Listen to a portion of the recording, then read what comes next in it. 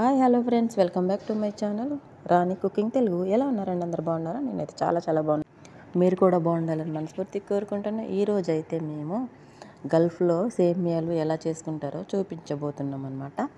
మామూలుగానే మనలాగే సేమియాలు ముందుగా అయితే ఫ్రై చేసుకుంటారు. నెయ్యి కానీ, నూనె కానీ, డాల్డా కానీ, బటర్ కానీ ఏం వేసుకోరు అనమాట. ఒత్తియే ఫ్రై చేసుకోవాలి. ఇలా ఫ్రై చేసుకున్న తర్వాత కొంచెం లైట్గా కలర్ చేంజ్ అయితే స్టవ్ ఆఫ్ చేసుకొని నెక్స్ట్ ప్రాసెస్ అనేది చూసుకుందాం. ఇప్పుడు చూడండి, లైట్గా కలర్ చేంజ్ అయిపోయి కదా, గోల్డెన్ కలర్కి వచ్చేసాయి. మంచి స్మెల్ కూడా వస్తుంది, మనకు అర్థమైపోతుంది అన్నమాట. తర్వాత ఒక గిన్నెలో వాటర్ పెట్టుకోవాలి. వాటర్ మరిగిన తర్వాత మనం సేమియాలు అయితే ముందుగా వేపి పెట్టుకున్నామో దాంట్లో వేసుకోవాలన్నమాట. ఇలా కలుపుకుంటూ వేసుకోవాలి, లేదంటే ముద్ద అయిపోతుంది అన్నమాట.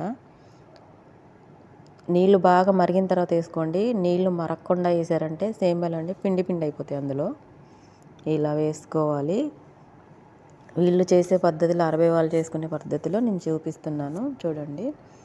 కొంచెం ఆయిల్ కూడా వేసుకోవాలి దీంట్లో, ఎందుకంటే మనకి ముద్దగా అవ్వకుండా ఉంటుంది అన్నమాట. నేనైతే వేయలేదు, నెక్స్ట్ వేస్తాను. ఇప్పుడు నీళ్ళని వంపేసుకొని అదే గిన్నె మళ్ళీ పొయ్యి మీద పెట్టుకోవాలి. షుగర్ యాడ్ చేసుకోవాలన్నమాట. మనం ఎక్కువ కాకుండా ఒక కప్పు, చిన్న కప్పు, ఇలా గవ్వ తాగేది ఉంటుంది, చిన్న కప్పులు పింజాలు అంటారు వీళ్ళు.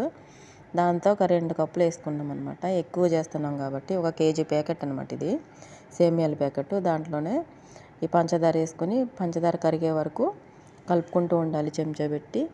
కొంచెం నూనె వేసుకోవాలి, వంట నూనె. ఇక్కడ మొక్కజొన్న నూనె వాడతారనమాట, వీళ్ళకి స్టోర్లో ఇస్తారు, అదే వాడతారు. అదే వేసుకుందాము.